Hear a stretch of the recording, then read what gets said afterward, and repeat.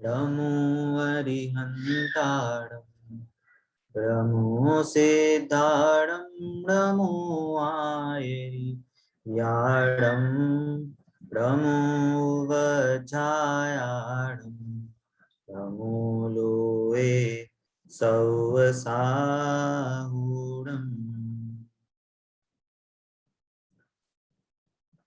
हमारी मंगल प्रज्ञा भाग 1 की हमारी कक्षाएं खत्म होने वाली हैं। हमारी ये देखा जाए तो सेकंड लास्ट क्लास होगी।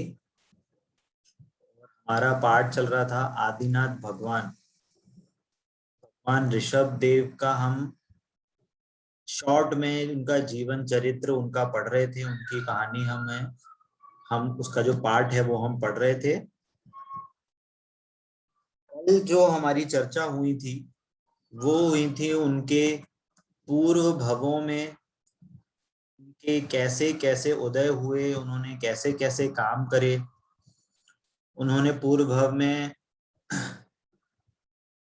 राजा वज्रजंग, ये था ना नाम, राजा वज्रजंग जब वो एक राजा हुए थे, तब उन्होंने दो मुनियों को आहार दिया था और साथ ही साथ उस समय नेवला, सिंह, सूअर, बंदर आदि प्राणी भी थे, जिसको देख के उन लोगों ने भी उस आहार दान की अनुमोदना करी थी, जिस कारण से वे सारे जीव एक साथ भोग भूमि में गए।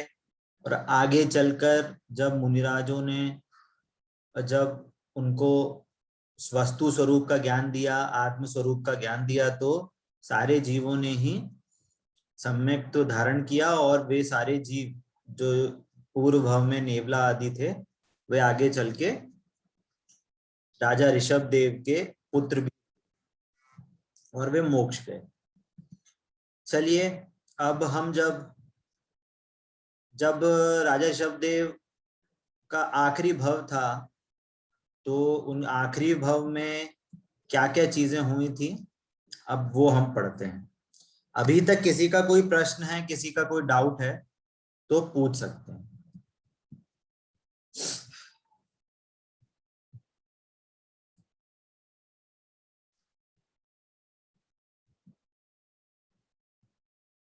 ठीक है, तो हमने ये सारी चीजें पढ़ी थी। हाँ, कि राजा ऋषभ देव जब उनके आखिरी जन्म हुआ तो वो राजा नाभिराय और मरु देवी के पुत्र हुए, और उनके जो पिता थे वो कुलकर थे। तो जब तीसरे काल के अंत में, अवसर्पणी के तीसरा काल, आपका सुखमा दुखमा है ना, अवसर्पणी का तीसरा काल सुखमा दुखमा, उसमें जब कल्प वृक्षों का नाश होने लगा, तो उनके पिता ने, क्योंकि वो कुलकर थे, तो उन्होंने सारे लोगों को ज्ञान दिया कि ये अब काल का ह्रास होने वाला है और हो रहा है, इसलिए ये सारी चीजें हो रही हैं, तो परंतु बिल्कुल भी घबराने की जरूरत नहीं है। और उसी तरह राजा ऋषभ देव भी जब राजा बने तो उन्होंने भी सारे लोगों की सहायता करी, उनके दुख दर्द, उनकी टेंशन को दूर करने के लिए उन्होंने कल्प वृक्षों में के कारण जो उन्हें दुख हो रहा था, उन्हें जो आश्चर्य हो रहा था, है ना, उसको उन्होंने दूर किया और सब लोगों को असी मसी कृषा और ऐसे वाणिज्य आदि ऐसी कलाओं का उन्होंने ज्ञान दिया। ठीक है, आगे बढ़ते हैं। जिस वक्त भावी भगवान का जन्म हुआ, उस वक्त इस भरत क्षेत्र में तीसरा काल था। लोगों को सब चीजें कल्प वृक्ष से मिल जाती थी, परंतु बाद में जब तीसरा काल पूरा होने लगा, तब कल्प वृक्ष नष्ट होने लगे। तब भावी भगवान ने अनाज वगैरह के द्वारा जीवन निर्वाह की रीति लोगों को सिखाई और भी अनेक विद्याएं सिखाई और भरत क्षेत्र में राज्य व्यवस्था चलाई। इस प्रकार उन्होंने सारे लोगों को राज्य, अपना जीवन निर्वाह कैसे करना चाहिए, है ना, एक अहिंसामय तरीके से वो जीवन निर्वाह हो सकता है, और वो कैसे सेल्फ डिपेंडेंट रह सकते हैं, आत्मनिर्भर रह सकते हैं, क्योंकि कल्प वृक्ष का नाश हो रहा था। तो उन्होंने विभिन्न विभिन्न उनको विद्याएं सिखाई, उनको कलाएं सिखाई। भावी भगवान का जीवन बहुत पवित्र था, उन्हें आत्मा का ज्ञान था, अतः वे अविरत सम्यक दृष्टि थे, है ना। अब ये अविरत सम्यक दृष्टि मतलब कि सम्यक दर्शन तो है, क्या बोला, सम्यक दर्शन तो है, परंतु अभी अणुव्रत नहीं हुए। अब ये क्या चीज होती है कि सम्यक दृष्टि हो गया, अणुव्रति नहीं है।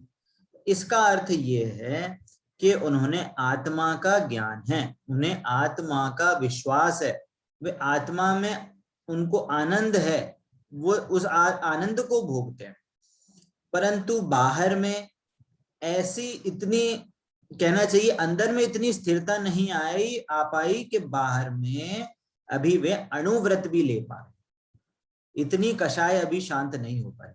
तो एक नॉर्मल, एक कहना चाहिए एक जैनी व्यक्ति जो जीवन निर्वाह जैसे करता है कि अन्याय अनीति अभक्ष का त्याग होगा, ऐसी कषाय नहीं करेगा जिससे किसी भी व्यक्ति का कहना चाहिए उसकी हत्या हो जाए, ऐसा झूठ नहीं करेगा, ऐसी हिंसा नहीं करेगा, मूल जो जिससे किसी का बहुत ज्यादा नुकसान हो जाए, ऐसे काम नहीं करेगा। इसलिए कहते हैं अन्याय अनीति और अभक्ष इसका त्यागी होता है। परंतु अणुव्रति हो, व्रत लिए हो, व्रत नहीं ले पा रहा क्योंकि अभी उतनी स्थिरता नहीं है ना, उसका अर्थ ये है। परंतु वे आत्मदृष्टि वाले जीव हैं, वो उनको अभी सम्यक दर्शन है, वे आत्मा का उन्हें विश्वास है कि मैं आत्मा हूं, शुद्धात्मा का उन्हें विश्वास है, ऐसा है ना। हाँ अंजलि जी, यह जीव वो सम्यक दृष्टि कहलाएगा। हाँ सम्यक दृष्टि कहलाएगा। और मतलब वो अनुव्रत चाहे अपने जीवन में आगे भी ले पाए या नहीं ले पाए, उससे कुछ फर्क नहीं पड़ता। अगर अणुव्रत ले लेते हैं तो वे पांचवें गुणस्थान वर्ती श्रावक कहलाएंगे, इसलिए उनको व्रति, इसलिए उनको अणुव्रति कहते हैं, है ना? और लेकिन मतलब उनके अभी अनुव्रत नहीं लिए, फिर भी सम्यक दृष्टि है, तो चतुर्थ गुण स्थान हो जाएगा ना फिर तो चौथा गुणस्थान हो जाएगा, वे मोक्ष मार्गी जीव है। ठीक है। अब इसका क्या मीनिंग है, जैसे कि भरत चक्रवर्ती है, ठीक है, भरत चक्रवर्ती हैं, वे भी क्या थे, राज्य अवस्था में चौथे गुणस्थान वर्ती अव्रति श्रावक थे। इसका मीनिंग क्या है कि जो अणुव्रति हो जाता है ना, वो अपनी दुनिया समेट लेता है ना।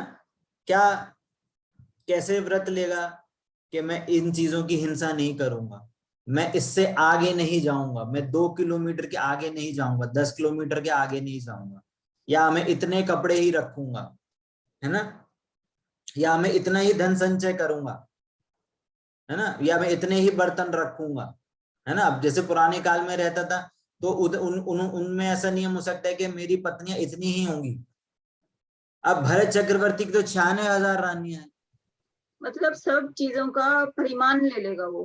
हाँ परिमाण लेता है ना, तो उनको गुणव्रत कहते हैं, आगे आएंगे, है ना। गुणव्रत क्या है, वो सारे समेट धीरे धीरे करके उनकी जो कहना चाहिए संसार है, उन संसार अंदर से जहां जहां उनका उपयोग जाता है, जहां जहां उनका उपयोग भटकता है, जहां जहां वो उनकी परिणाम लगते हैं, उन चीजों में उनकी अणुवृत्ति अपनी दुनिया समेटता है, क्या मैं इससे ज्यादा नहीं जाऊंगा, है ना। जैसे अब मेरा कुछ काम नहीं है, अब मेरा व्यवसाय ज्यादा नहीं है, तो मैं मध्य प्रदेश से ज्यादा आगे नहीं जाऊंगा, या मैं दिल्ली से ज्यादा नहीं आऊंगा।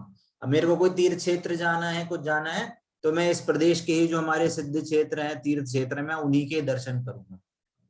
फिर उसको लगा कि नहीं अब मेरे को बाहर भी जाना नहीं पड़ता है, तो मैं बस अपने जिले के अंदर ही रहूंगा, कि 50 किलोमीटर के आगे तक मैं उसके आगे नहीं जाऊंगा।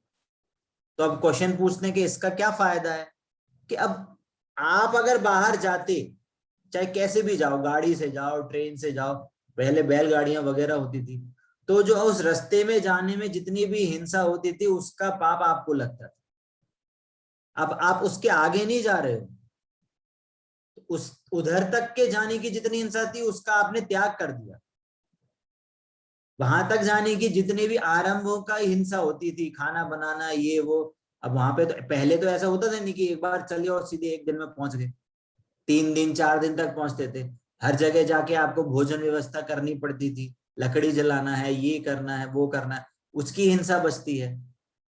आपके साथ जितने भी जीव जा रहे हैं, क्योंकि आप गए हो तो वो सारे जीव भी आपके साथ जा रहे हैं, तो उनके थ्रू भी जो हिंसा हो रही है उसका भी परिणाम आपको उसका आपको लगता है, वो सारी हिंसा बच गई आपकी। तो उस इसलिए वो जीव अपने को परिणाम करता है, ये अणुव्रती होता है। परंतु अभी राज्य अवस्था में है, अभी अणुव्रती नहीं हो सकते, तो इसलिए वो अव्रती शावक हैं, अभी उन्होंने व्रत नहीं लिया ऐसा, ठीक है, इसलिए इनको अव्रती सम्यक दृष्टि कहते हैं। भावी भगवान ऋषभ देव जब राजा थे तब उनकी 2 रानियां थी और 101 पुत्र थे, है ना। उनमें सबसे बड़े भरत चक्रवर्ती आदि 100 पुत्र थे तथा ब्राह्मी नामक पुत्री नंदा माता से जन्मे थे, है ना। नंदा सुनंदा 2 पत्नियां थी उनकी, और सुनंदा माता से बाहुबली पुत्र तथा सुंदरी नामक पुत्री का जन्म हुआ। ऋषभ देव ने सब पुत्रों को अच्छा धार्मिक ज्ञान दिया एवं सभी तरह की विद्याएं पढ़ाई, है ना ऐसा। और ऐसा भी सुनने में आता है कि जब ये राजा ऋषभ देव अपनी पुत्रियों को ज्ञान दे रहे थे, लिखने का पढ़ने का ऐसा ज्ञान देते थे, तो उन्होंने जो ब्राह्मी उनकी पुत्री थी, ब्राह्मी, तो ब्राह्मी के नाम से जो हमारे पुराने जितने भी शिलालेख हैं, जैसे अशोक राजा अशोक के जितने शिलालेख हैं, पुराने टाइम के जितने भी हमारे जैन धर्म के शिलालेख हैं, वो ब्राह्मी लिपि में लिखे गए हैं। तो ऐसा भी एक मत है कि राजा ऋषभ देव ने ब्राह्मी और सुंदरी को जब पढ़ाया तो ब्राह्मी ने उस लिखने का ज्ञान को लिपिबद्ध करने के उन्होंने अक्षर बनाए, तो उनको ब्राह्मी लिपि भी कहते हैं। उसका भी ज्ञान अलग से आप चाहें तो आप गूगल करके नेट में सर्च करके ब्राह्मी लिपि कैसे होती है, जैसे अ आ ई होता है, उसके भी उन्होंने अक्षर हैं। और ऐसे हमारे जैसे कहीं कहीं आप गए होंगे, जैसे सांची स्तूप हैं जा रहे हमारे जितने भी इंडिया में, उसमें जो आप देखोगे कहीं कहीं पे वो ऐसे डिजाइन बनी होती है, कुछ लिखा होता है पर आपको समझ में नहीं आता, तो वहां पर ब्राह्मी लिपि का यूज किया गया है, पर वहां भाषा संस्कृत। अभी जैसे हम हिंदी में लिखते हैं तो उसको देवनागरी लिपि बोलते हैं, अ आ जो हम सीखते हैं उसको देवनागरी लिपि होती है। वो लिपि का अर्थ होता है लिखने का तरीका, अक्षर लिखने का तरीका, और भाषा हमारी हिंदी है। संस्कृत में भी देवनागरी लिपि यूज होती है, पहले ब्राह्मी लिपि यूज होती थी, बहुत पहले, है ना। तो वो ब्राह्मी लिपि कहते हैं कि ये ब्राह्मी जो उनकी पुत्री थी उन्होंने ऐसा बनाई थी, ऐसा भी सुनने में आता है ना। ये नॉलेज के लिए था। आगे इस तरह बहुत काल बीत चुका, तब एक बार चैत्रवदी नवमी के दिन अयोध्या में भावी भगवान का जन्मोत्सव हो रहा था। बड़ा राज दरबार लगा था, अनेक राजा आकर उनका अभिनंदन करते थे, वह उत्तम वस्तुएं भेंट करते थे। देव देवियां भी आकर भक्ति से नृत्य करते थे। नीलांजना नाम की एक देवी बहुत अच्छा नृत्य कर रही थी। इतने में नृत्य करते करते ही देवी की आयु समाप्त हो गई, उसकी मृत्यु हो गई। देह की ऐसी क्षणभंगुरता देखते ही राजा ऋषभ देव का मन संसार से विरक्त हुआ और दीक्षा लेकर वे मुनि हो गए।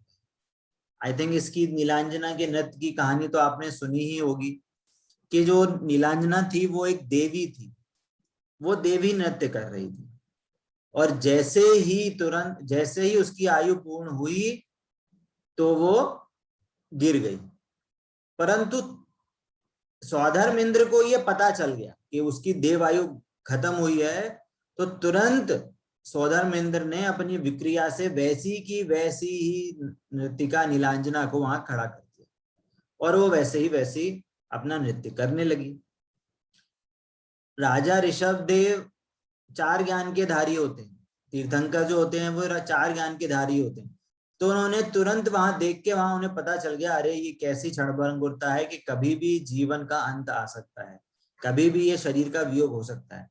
ये राजा ऋषभदेव को तो पता चल गया, पर बाकी किसी राजाओं को, अन्य लोगों को जो दरबार में बैठे थे, उनको किसी को भी पता नहीं चला।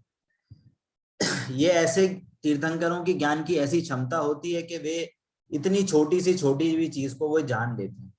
और जैसे ही उनका मन विरक्त हुआ, वैसे ही उनके भाव हुए कि चलिए अब ये संसार में कुछ नहीं है, इस संसार में कुछ भी आनंद नहीं है। उनके क्षणभंगुरता का ज्ञान हुआ और उन्हें मुनि दीक्षा लेने का मन हुआ। उनकी दीक्षा के समय भी इंद्र ने बड़ा उत्सव किया। अभी तक असंख्य वर्षों से भरत क्षेत्र में कोई मुनि न थे, भगवान ऋषभ ही पहले मुनि हुए थे। कितने काल से, बहुत कालों से, कहें तो 18 सागरों से, है ना, 18 सागरों से कुछ अधिक काल तक अभी तक कोई भरत क्षेत्र में मुनि नहीं हुआ था। वे पहले जीव थे जो मुनि हो रहे थे भरत क्षेत्र में, है ना। इसलिए सारे जीवों ने, सारे इंद्रों ने उसका उत्सव किया कि अब यहाँ पे भरत क्षेत्र में मोक्ष मार्ग का रास्ता खुलने वाला है। अब असंख्य जीव अब मोक्ष जाएंगे, है ना, मुनि दीक्षा लेंगे, मोक्ष जाएंगे। तो ऐसा रास्ता राजा ऋषभदेव, मुनिराज ऋषभदेव अब वो रास्ता खोलने। मुनि होकर भगवान ने उग्र आत्म ध्यान किया। 6 मास तक तो वे ध्यान में ही स्थिर खड़े थे। जैसे उन्होंने ध्यान किया तो 6 माह तक तो वे ध्यान में ही खड़े रहे। इसके बाद भी 7 मास 9 दिन तक राजा ऋषभ मुनिराज को आहार नहीं मिला, क्योंकि मुनिराज को किस विधि से आहार दिया जाता है यह किसी को मालूम नहीं था, है ना। इसके पीछे भी एक कहानी है। कहने का तो अर्थ ये है ही है कि वास्तव में उनको आहार नहीं मिला क्योंकि सब लोगों को विधि नहीं पता थी।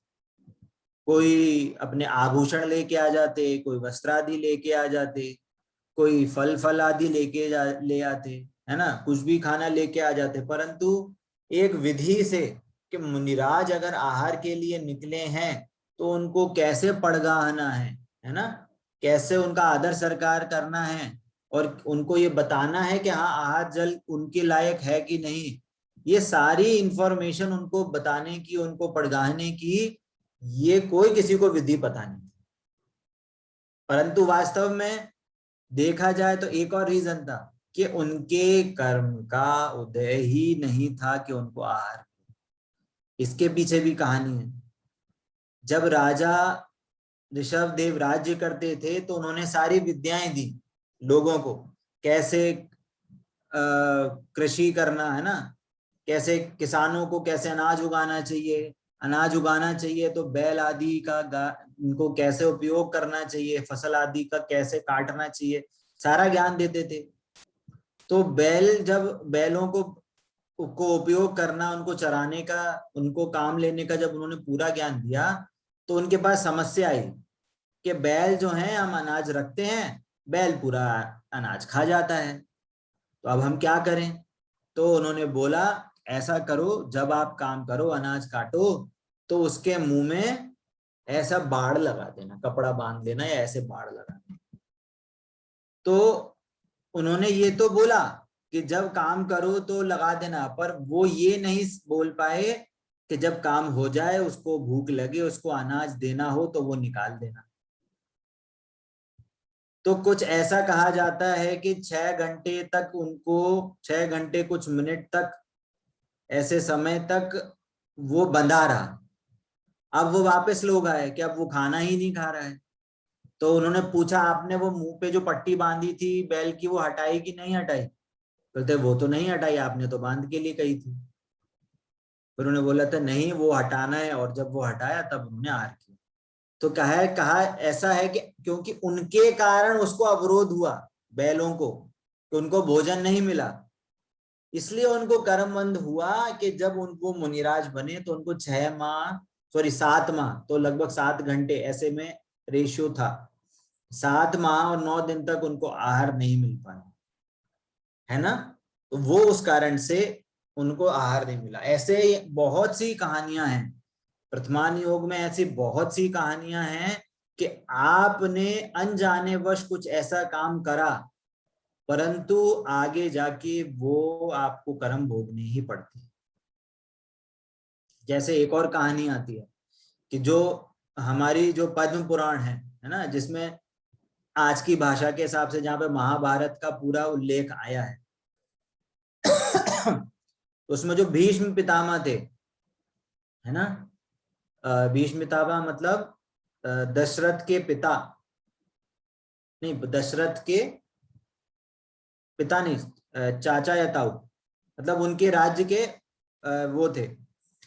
तो जब वे मरने वाले थे, जब उनका देहांत होना था युद्ध के काल में, तब अर्जुन ने पूरे शरीर में बाण साधे थे और वे बाणों की शैया पे गिरे थे। ऐसा उनके उदय था और फिर तब उनका देह परिवर्तन हुआ था। वो पूरी कहानी है कि कैसा क्या क्या हुआ था। उसने उनको भेद बताया था उसके सामने, और तब जाके वे उन्होंने शस्त्र छोड़ दिए थे और फिर उन्होंने प्रहार किया था।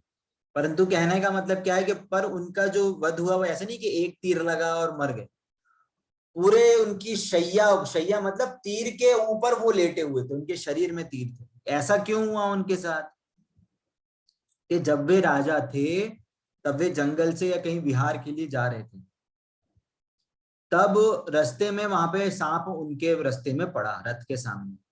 तब उन्होंने अपने सैनिक को बोला कि ये रथ, ये क्या कहते हैं, सांप है, ये इसके हमारे रथ के नीचे नहीं आ जाए तो उसको रास्ते से बाहर फेंक दो। तो सैनिक ने क्या करा, उस सांप को उठाया और उसको फेंक दिया। पर फेंका तो कहाँ गिरा, कि कटीली झाड़ियों में जाके गिरा वो सांप। क्योंकि भीष्म पितामह जब राजा थे तो उन्होंने वो ऑर्डर दिया था, उन्होंने वो एक आदेश दिया था उनको कि उसको फेंक दो, और वो सांप जाके एक सब मतलब कटीली झाड़ियों में जाके गिर गया और पूरे लहूलुहान हो गए, वो मर गया। इस कारण से यही उदय उनको वापस जब आया तो उनको उसकी उस रूप में उनकी मृत्यु हुई। ऐसा तो कहने का मतलब क्या है कि हमारे जैसे परिणाम होते हैं। जैसे राजा ऋषभदेव के साथ भी यही हुआ, उन्होंने उनके कुछ आदेश के कारण कुछ अन्यथा मीनिंग निकला, तो उनको उस अवरोध के कारण उनको वो कहना चाहिए कि आहार नहीं मिला जानवरों को, इसलिए उनको यहाँ पे आहार नहीं मिल पाया 7 माह और 9 दिन तक, है ना। क्या बोल रहे हैं कि आहार नहीं मिला क्योंकि मुनिराज को किस विधि से आहार दिया जाता है यह किसी को मालूम नहीं था। इस प्रकार 1 वर्ष से ज्यादा काल तक भोजन के बिना ही बीत गया, परंतु भगवान को कोई कष्ट न था। वे तो आत्म ध्यान करते थे और आनंद के अनुभव में मग्न थे।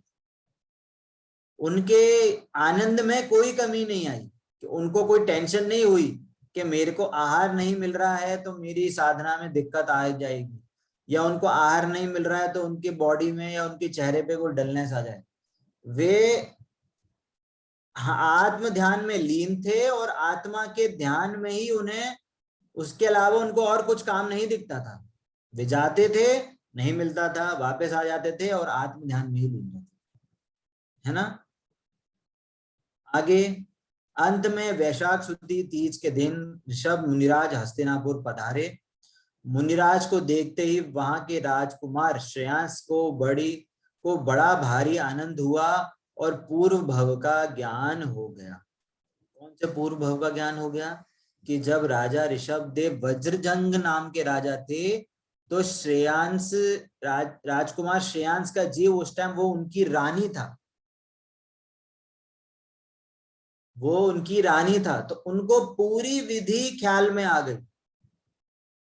पूर्व भव का ज्ञान हो गया उन्हें कि उन्होंने उनके राजा ऋषभ के साथ उन्होंने आहार दिया था, तो वो सारे पूर्व ज्ञान हुआ और उन्हें मालूम पड़ा कि इन्हीं भगवान के साथ 8 भव पूर्व मैंने मुनियों को आहार दान दिया था। बस यह याद आते ही बड़ी भक्ति के साथ उन्होंने मुनिराज का आह्वान किया, मन वचन काय की शुद्धि पूर्वक नवधा भक्ति के साथ गन्ने के रस इक्षु रस से भगवान का पारणा करा।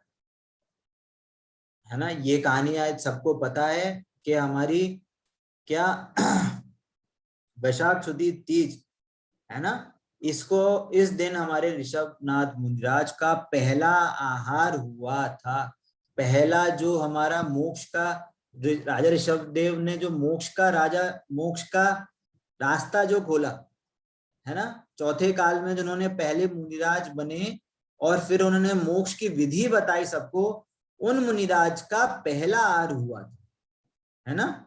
मुनि होने के बाद भगवान का यह पहली बार आहार लिया था। अतः यह देखकर सभी लोग बहुत आनंदित हुए। देवों ने भी आकाश में बाजे बजाकर बड़ा उत्सव किया। तभी से यह अक्षय तीज है ना के पर्व के रूप में आज तक चल रहा है ना। भगवान तो फिर वन में जाकर अपने आत्म ध्यान में लग गए। उन्हें तो बस आत्मा का ध्यान करना यही एक काम था, कोई काम नहीं। ध्यान करते करते प्रयाग क्षेत्र में भगवान को केवल ज्ञान हुआ। तब वहां बड़ा भारी उत्सव हुआ। वह प्रयाग भी तीर्थ बन गया। केवल ज्ञान होने से भगवान ऋषभदेव अरहंत हुए, तीर्थंकर हुए। देव व मनुष्यों, पशु एवं पक्षी सब उनका उपदेश सुनने को धर्म सभा में। तो जब वे तीर्थंकर हुए, उन्हें केवल ज्ञान हुआ, तो देवों ने उनके समव शरण की रचना करी। समव शरण की भी अद्भुत महिमा है। कोई वहां पे आधी व्याधि नहीं रहती, कोई वहां पे दुखी नहीं रहता, कोई बीमारियां नहीं होती, सारे बैर दूर हो जाते हैं, जानवरों के बीच में बैर दूर हो जाते हैं। गाय और सिंह एक ही साथ अगल बगल में बैठ के उपदेश सुनते हैं, कोई एक दूसरे को परेशान नहीं करता। ये ऐसी अनेक, कहना चाहिए, रिद्धियां, ऐसी चीजें सामने प्रकट होती हैं, और ये सारे उनके पुण्य उदय के कारण कि कोई भी जीव अब दुखी नहीं रहेगा, उनके आसपास कोई भी जीव दुखी नहीं रहेगा, है ना। समूह शरण का भी बहुत ही विस्तृत रूप में जिनवाणी में पूरा उसका वर्णन आया है। कभी अगर मौका रहेगा आगे क्लासेस में तो उसका भी हम चर्चा करेंगे। भगवान ने जैन धर्म का उपदेश दिया, आत्मा का स्वरूप समझाया और सम्यक दर्शन ज्ञान चारित्र का बोध दिया। यह सुनकर सभी जीवों में अपार हर्ष हुआ।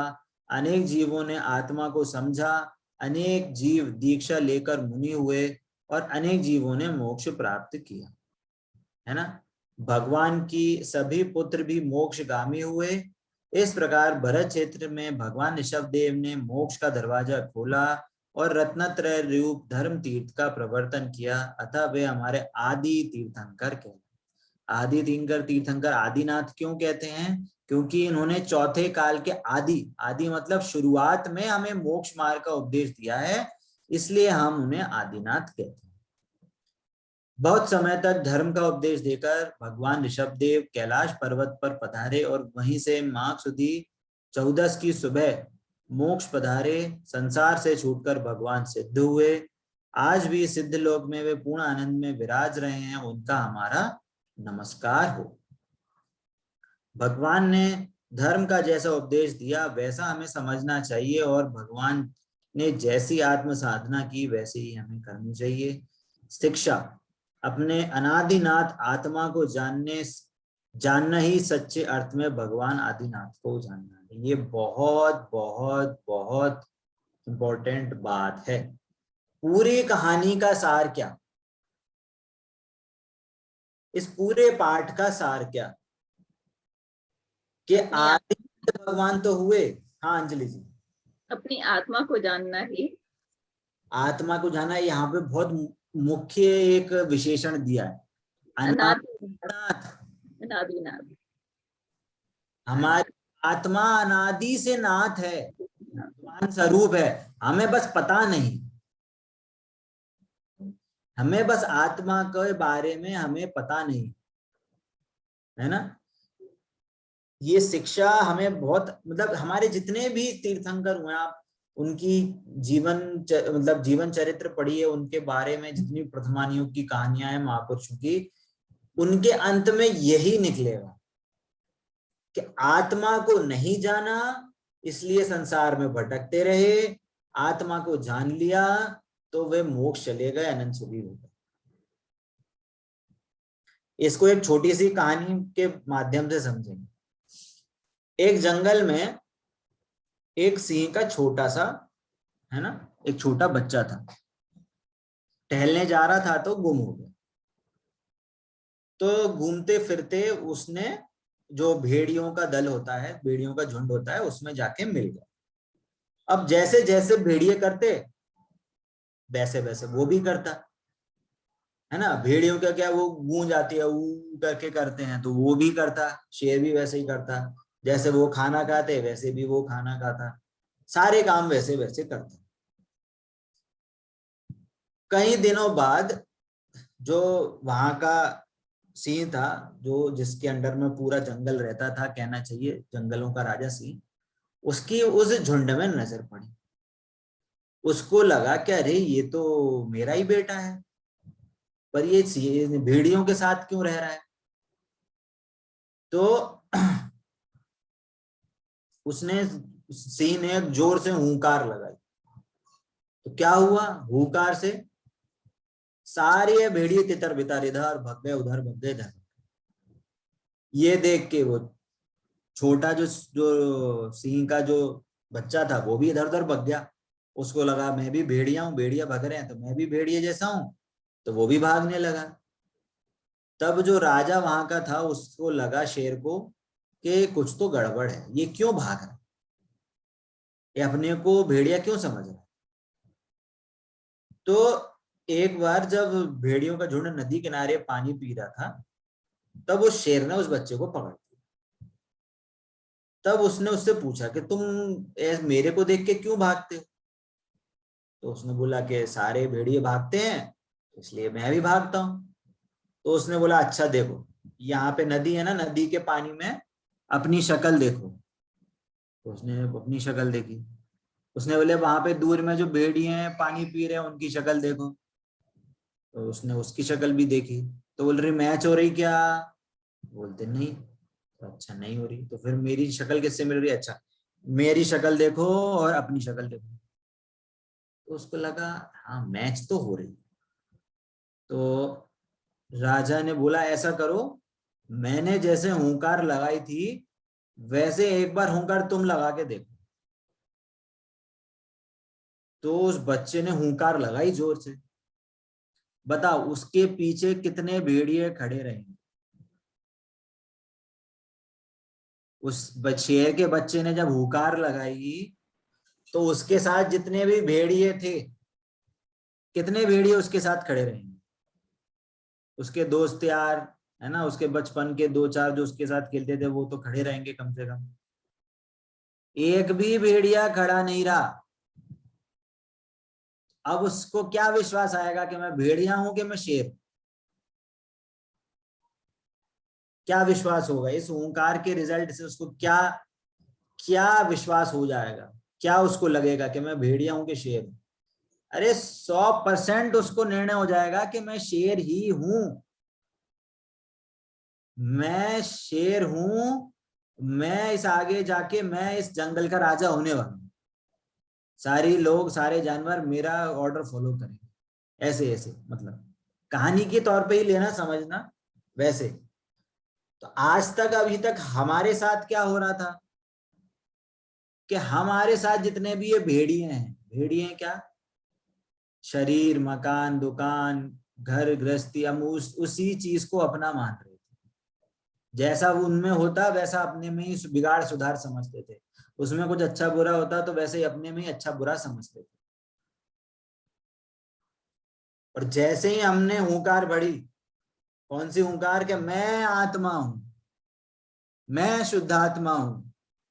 इस चैप्टर के हिसाब से क्या बोले, मैं अनादि नाद हूं। अनादि जिसकी कोई आदि नहीं है, जिसकी कोई शुरुआत नहीं है और जिसका कोई अंत भी नहीं है। मैं अनादि नाथ हूं, अनादि नाथ हूं, अनादि शुद्धात्मा हूं। ऐसा ओंकार हुआ तो कितने कर्म बचेंगे, एक भी कर्म नहीं बचेंगे। आपको पता है सम्यक दर्शन की कितनी ताकत है? सम्यक दर्शन की इतनी ताकत है कि पूरे समुद्र भरे संसार को छोड़कर बस कुछ चुल्लू भर पानी रूप बस संसार रह जाता है। अब वो चुल्लू भर पानी कितनी देर लगेगी उसको सूखने में? 2 भाव, 3 भाव, 4 भाव, 10 भाव भी, मैक्स टू मैक्स 10 भाव। बहुत से तो इस भाव में करा सम्यक दर्शन और उसी भाव में मोक्ष। ऐसा भी सुनने में आता है ना कि भरत चक्रवर्ती के जो पुत्र थे वे निगोद से आए थे, नित्य निगोद से, और भरत चक्रवर्ती के पुत्र हुए और उसी भाव से जीवन भर कुछ नहीं बोले, और बोले तो क्या बोले कि मेरे को मुनि दीक्षा चाहिए हम सबको, और आदिनाथ भगवान के समक्षरण में मुनि दीक्षा ली और उसी भाव से मोक्ष। कहीं नहीं रुले वो, तो तुरंत अपना काम कर लिया। तो ये इस कहानी से, और कहना चाहिए इस पूरे हमारे कोर्स में आपको हर जगह ऐसी नॉलेज मिल रही होगी, ऐसा इंडिकेशन मिल रहा होगा कि जब तक हम अपने परिणामों को नहीं समझते, जब तक हम अपने परिणामों को नहीं देखेंगे अर्थात कि मैं इस मात्र जानने देखने वाला हूं और इसके अलावा मेरा कोई काम नहीं, बस ये मेरा परिणाम। इस परिणाम को अब जब तक हम जानेंगे, अपने को शुद्धात्मा जानेंगे, तो हमारा कल्याण होगा। ठीक है, आई थिंक आप सबको ये सारी चीजें समझ में आ रही होंगी।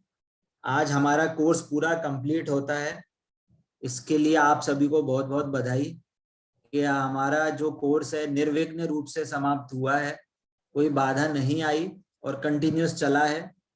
और आप लोगों ने भी बहुत बहुत उत्साह से इस चीज को समझने के लिए आप निरंतर प्रयासरत हो, उसके लिए भी आप सभी को बहुत बहुत शुभकामनाएं। अभी अगर किसी को कोई प्रश्न है इस चैप्टर से रिलेटेड या कोई भी दूसरे चैप्टर से रिलेटेड, तो आप पूछ सकते हैं। कल हमारे कोर्स का रिवीजन होगा, तो जो सम्यक भैया हैं वो हमारे कोर्स का कल रिवीजन कराएंगे। और अगर कोई भी किसी भी टाइम पे आपको कोई भी डाउट हो तो आप मेरे को संपर्क कर सकते हैं। और इन सब चैप्टर्स से रिलेटेड नोट्स जो हमारे पास थे, जिसको भी हम रेफरेंस लेके भी हम आपको पढ़ा रहे थे, जो एक्स्ट्रा चीजें थी, वो हम पीडीएफ आपको व्हाट्सएप ग्रुप पे शेयर कर देंगे। तो जिससे आपको कोई भी चीज समझनी हो, पढ़नी हो, या किसी कारण से आप नोट्स नहीं बना पाए हो, तो आप अगर उस चीज को पढ़ लेंगे तो आपका पूरा कोर्स आप रिवाइज उसको कर सकते। ठीक है, अभी किसी का और कोई प्रश्न? हमारे पास अभी 4 मिनट और हैं, अदरवाइज हम क्लास एंड कर सकते हैं। और आप एक टेस्ट लेने को कह रहे थे, वो कब लेंगे? वो मैं, हाँ, वो देखते हैं, या तो हम आपको नेक्स्ट वीक वो टेस्ट दे देंगे, अगर आपको एक सिटिंग में करना है तो कर सकते हैं, अथवा 10 लक्षण के अंदर आप कभी भी चाहें तो आप वो दे सकते हैं, पर उसकी डेडलाइन हमें रखनी पड़ेगी, है ना? तो उसके हिसाब से हम आपको सभी को वो चीज दे देंगे। वो फाइनल एग्जाम होगा, उसमें पूरा कोर्स आएगा, नया पढ़ाया है उसमें, उसका मुख्य पोर्शन तो होगा ही होगा, बाकी सारे चैप्टर्स भी उसमें सारी चीजें होंगी। ठीक है, और नेक्स्ट सेशन कब स्टार्ट होगा? नेक्स्ट सेशन की इंफॉर्मेशन हम आपको भेज देंगे। 10 लक्षण के बाद ही शुरू होगा, 10 लक्षण के 1 या 2 वीक बाद उसकी सारी चीजें हम आपको शेयर करेंगे। ठीक है, और किसी का कोई और प्रश्न? चलिए, जिनवाणी के ज्ञान से सूझे लो पालो, सुवाणी मस्तक नमो सत्य। बोलिए द्वादशांग में जिनवाणी माता की जय हो, जय हो, जय। अहिंसा में जैन धर्म की जय हो, जय हो, जय हो। जय जिनेंद्र सभी को। जय जिनेंद्र भैया।